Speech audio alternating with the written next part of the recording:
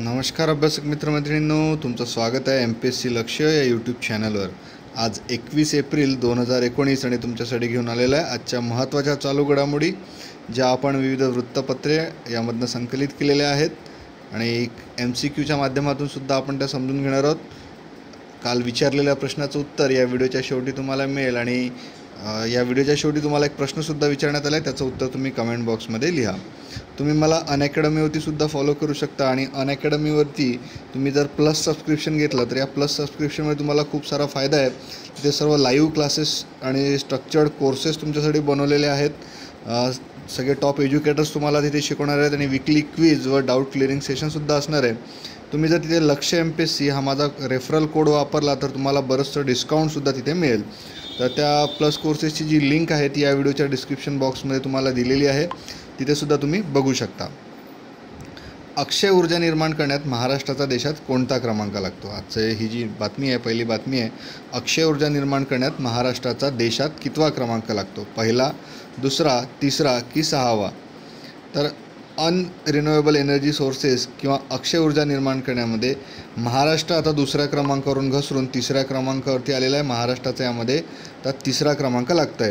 कर्नाटक आणि तामिळनाडूनंतर महाराष्ट्राचा आता तिसरा क्रमांक लागला आहे। अपारंपरिक ऊर्जा निर्मिती क्षेत्रामध्ये महाराष्ट्राची घसरण झालेली आहे आणि घनकचऱ्यापासून वीज निर्माण करण्याबाबत अनुत्साह निर्माण झाल्यामुळे सुद्धा ही घट झालेली आहे।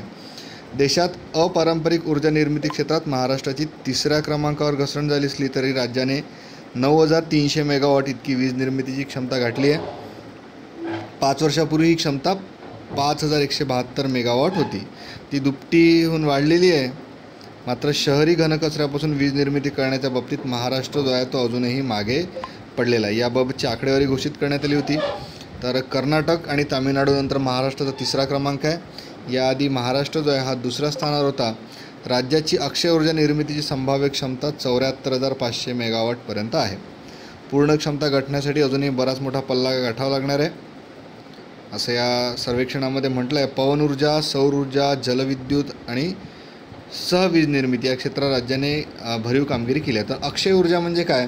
तर जे नॉन रिन्युएबल एनर्जी किंवा रिन्युएबल एनर्जी सोर्सेस आपण ज्यांना म्हणतो, म्हणजे ज्यासाठी जैव इंधनात खर्च करावा लागत नाही, जसं सूर्यापासून मिळणारी सौर ऊर्जा आहे, त्यानंतर जलविद्युत प्रकल्प आहेत, पवन ऊर्जा आहे, विंडमिल्स ज्या असतात, तर हे सर्व जे आहे यांना अक्षय ऊर्जा असं म्हटलं जातं। ज्या नॅचरल रिसोर्सेस उपलब्ध आहे त्यापासून प्रदूषण फार कमी होतं। तर अशा प्रकारचं जे आहे महाराष्ट्र यामध्ये आता तिसऱ्या क्रमांकावरती आलेला आहे। राज्यात जलविद्युत प्रकल्पांची वीज निर्मितीची क्षमता 794 मेगावॉटची आहे, परंतु आता 375 मेगावॉट क्षमतेचे जलविद्युत प्रकल्प आतापर्यंत कार्यान्वित होऊ शकले आहेत। राज्यात शहरी घनकचऱ्यापासून ऊर्जा निर्मितीसाठी मोठा वाव आहे। कचऱ्याचा उपयोग करून राज्यात 287 मेगावॉट इतकी वीज निर्मिती केली जाऊ शकते, पण प्रत्यक्षात मात्र फक्त 37 मेगावॉट क्षमतेचेच प्रकल्प उभारले गेलेले आहेत। तर महाराष्ट्र विद्युत नियामक आयोग जे आहे याच्या अहवालामध्ये ही माहिती देण्यात आलेली आहे। भारताची जी रिन्युएबल एनर्जीची निर्मितीची क्षमता आहे ही 8,96,602 मेगावॉट आहे।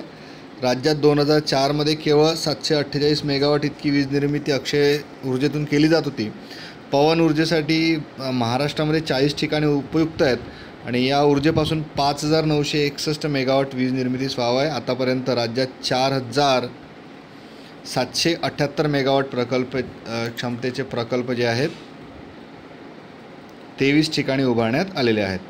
गुंतवणूकदारांनी सुद्धा याच्यामध्ये 15,000 कोटी रुपयांची गुंतवणूक केलेली आहे। साखरेचे जे चिपाड आहे, ऊस गळपानंतर उपलब्ध होणाऱ्या ऊसाच्या चिपाडापासून सुद्धा विद्युत निर्मिती केली जाते। तर सहवीज प्रकल्पांची राज्याची वीज निर्मिती क्षमता 1250 मेगावॉट आहे, एवढी आहे असताना 1953 मेगावॉट क्षमतेचे प्रकल्प आतापर्यंत उभारण्यात आलेले आहे। सौर ऊर्जेमध्ये सुद्धा महाराष्ट्र मागे पडलेला आहे। सौर ऊर्जा प्रकल्पांच्या बाबतीत सौर फोटोव्होल्टेक आणि सौर औष्णिक तंत्रज्ञानाच्या आधारे वीज निर्मिती करता येऊ शकते। आतापर्यंत ग्रीड कनेक्टेड सौर ऊर्जा प्रकल्पांच्या माध्यमातून 1604 मेगावॉटचे वीज निर्मिती प्रकल्प सुरू करण्यात आले। सौर ऊर्जेची क्षमता ही तब्बल 64,320 मेगावॉटची आहे, म्हणजे महाराष्ट्राची क्षमता खूप जास्त आहे। फक्त आतापर्यंत जे आहे 1607 मेगावॉट क्षमतेचेच प्रकल्प जे आहे यामध्ये निर्मिती चालू झालेली आहे. तुम्ही आपलं चॅनल MPSC लक्ष आतापर्यंत सबस्क्राईब केलं नसेल तर सबस्क्राईब करा. सर्व परीक्षांसाठी तुम्हाला हे उपयुक्त चॅनल आहे. आणि सोबत बेलशेप जो आयकॉन आहे तो सुद्धा क्लिक करा, म्हणजे येणाऱ्या व्हिडिओची नोटिफिकेशन तुम्हाला मिळतील.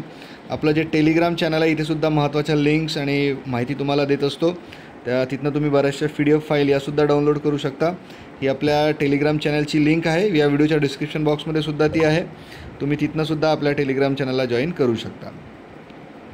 नासाच्या माध्यमातून एक बातमी आली आहे. नासाची महिला अंतराळवीर तब्बल 328 दिवस अंतराळात राहणार आहेत. यांचं नाव आहे, ज्या सलग 328 दिवस एकाच अवकाशयानात महिला अंतराळवीराने राहण्याचा विक्रम जो आहे हा क्रिस्टिना कोच ज्या आहेत या करणार आहेत. आणि ही सर्व मोहीम नासाने तयार केली असून पृथ्वीच्या निम्न कक्षेमध्ये स्थित इंटरनॅशनल स्पेस स्टेशन येथून ती पूर्ण केली जाणार आहे. तर ही माहिती नासातर्फे देण्यात आलेली आहे.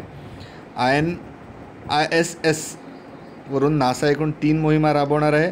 त्यासाठीचं वेळापत्रक आणि अंतराळवीर नुकतंच ठरवण्यात आले होते. या मोहिमांमध्ये जेसिका मेयर या महिला अंतराळवीराचं पहिलं अवकाशयान आणि नासाचे अंतराळवीर अँड्रू मॉर्गन यांचे अंतराळातील वास्तव्य यांचासुद्धा समावेश आहे. यामध्ये सलग 328 दिवस अंतराळात एकाच अवकाशयानात राहण्याची क्रिस्टिना कोच यांची निवड करण्यात आलेली आहे. या महिला अंतराळवीर यावर्षी 14 मार्च रोजी ISS वरती दाखल झालेल्या आहेत. तर 328 दिवस राहणार आहेत. या वेळापत्रकानुसार क्रिस्टिना जे आहे पृथ्वीच्या कक्षेमध्ये फेब्रुवारी 2020पर्यंत राहणार आहेत. यापूर्वी 2016-17मध्ये पेगी विल्सन यांनी अंतराळामध्ये सलग 288 दिवस वास्तव्य केलं होतं. तर आता क्रिस्टिना जे आहे हा त्यांचा विक्रम मोडणार आहे. क्रिस्टिना जे आहे या नासाच्या 59, 60 आणि 61 या 3 अंतराळ मोहिमांमध्ये सहभागी होतील. त्यामुळे नासाच्या ह्युमन रिसर्च उपक्रम जो आहे त्याच्या उपक्रमाला आणखीन माहिती मिळणार आहे. राज्यामधील तापमान हे अजून वाढणार आहे आणि विदर्भामध्ये वादळी पावसाची शक्यता वर्तवण्यात आलेली आहे. तर तापमान वाढल्यानंतरसुद्धा जो कमी दाबाचा पट्टा झाला आहे त्यामुळे विदर्भात पावसाची शक्यता ही वर्तवण्यात आलेली आहे. सध्या तापमानसुद्धा 40 ते 41 अंशापर्यंत आहे आणि अजून हे वाढू शकतं. त्यामुळे तुम्हालासुद्धा काळजी घेणं खूप गरजेचं आहे. विदर्भाच्या परिसरामध्ये समुद्र सपाटीपासून 900 मीटर उंचीवर चक्राकार वाऱ्याची स्थिती आहे. त्यामुळे पावसाला पोषक स्थिती असून विदर्भात तुरळक ठिकाणी रविवारी वादळी वाऱ्यासह पावसाची शक्यता आहे. राज्यात सध्या बहुतांश भागामध्ये निरभ्र आकाशाची स्थिती असल्याने दिवसाचं तापमान जे आहे हे 2 ते 3 अंशाने वाढेल. त्यामुळे अजून भरपूर प्रॉब्लेम्स जे आहेत ते तापमान वाढू शकतं आणि कमाल तापमान 40 ते 45 अंश होऊ शकतं. त्यामुळे येणारे काही दिवस जे आहेत तुम्हीसुद्धा काळजी घ्या. INS कोलकाता, INS शक्ती ह्या इंटरनॅशनल फ्लीट जे हे आहे इंटरनॅशनल फ्लीट रिव्ह्यू, आंतरराष्ट्रीय फ्लीट रिव्ह्यू जो चीनमध्ये होणार आहे त्यामध्ये भारताच्या INS कोलकाता आणि INS शक्ती या भाग घेणार आहेत. नुकतंच स्टील्थ प्रकारामधली INS इम्फाळ याचं नुकतंच अनावरण सुनील लांबा यांच्या हस्ते करण्यात आलं. त्याबद्दल काल आपण माहिती ही घेतली होती. आणि चीनमध्ये जे आहे चीनचं पीपल्स लिबरेशन आर्मीचं नेव्ही जे आहे त्याच्या 70व्या वर्धापन दिनानिमित्त चीनमधील किंगिगो येथे 21 एप्रिलपासून आंतरराष्ट्रीय फ्लीट रिव्ह्यू होणार आहे. त्यामध्ये इंडियन नेव्हीचे स्वदेशी तयार केलेले मिसाईल विध्वंसक INS कोलकाता आणि फ्लीट सपोर्ट शिप INS शक्ती या भारताचं प्रतिनिधित्व करणार आहेत. तर या महत्त्वाच्या जहाज आहेत भारताची, तर हे त्यामध्ये सहभागी होणार आहे. INS कोलकाता आणि INS शक्तीबद्दल जर जाणून घ्यायचं झालं तर ही एक युद्धनौका आहे. INS कोलकाता खूप सारे सेन्सर्स त्याच्यामध्ये आहे. एक मोठी युद्धनौका आहे. तर INS शक्ती ही 27,000 टनची कॅपॅसिटी असलेली मालवाहू युद्धनौका आपण तिला म्हणू शकतो ती आहे. हा प्रश्न आपण परवा घेतला होता. भारत सरकारच्या नियंत्रक आणि महालेखा परीक्षक म्हणजे CAG यांच्या कार्यालयात कोणत्या पदाची निर्मिती केंद्रीय मंत्रिमंडळाने मंजूर केली आहे? तर ही केलेली आहे deputy controller and auditor general यांची करण्यात आली आहे. सर्वच विद्यार्थ्यांनी जे आहे हे बरोबर उत्तरं दिलेली आहेत. त्यांची नावं आज माझ्यासमोर नाही आहेत. तर उद्या मी आजचा जो प्रश्न आपण घेतो याची नावं मी उद्या तुमच्यासाठी जे जे करेक्ट उत्तरं देईल त्यांची नावं मी उद्याच्या व्हिडिओमध्ये नक्की घेणार आहे. ॲडमिरल सुनील लांबा यांनी नुकतंच कोणत्या युद्धनौकेचं अनावरण केलं? INS निर्भय, INS इम्फाळ, INS पोरबंदर की INS कोहिमा? तर याचं उत्तर तुम्ही कमेंट बॉक्समध्ये लिहा. ज्यांचं उत्तर करेक्ट असेल त्यांचं नाव उद्याच्या व्हिडिओमध्ये घेण्यात येईल. आपलं चॅनल सर्व स्पर्धा परीक्षांसाठी उपयुक्त आहे. तुम्हाला सर्व दृष्टिकोनातून मदत करण्याचा आम्ही प्रयत्न करतो आहे. मी आणि डॉक्टर प्रीती मॅडम जे आहे त्या तुम्हाला अनअकॅडमीवरतीसुद्धा मार्गदर्शन करत आहे. तर अनअकॅडमीवरती जे प्लस सेशन जे आहे, प्लस सबस्क्रिप्शन चालू झालेलं आहे, तिथेसुद्धा तुम्ही घेऊ शकता. त्याची लिंक या व्हिडिओच्या डिस्क्रिप्शन बॉक्समध्ये तुम्हाला मिळेल. धन्यवाद.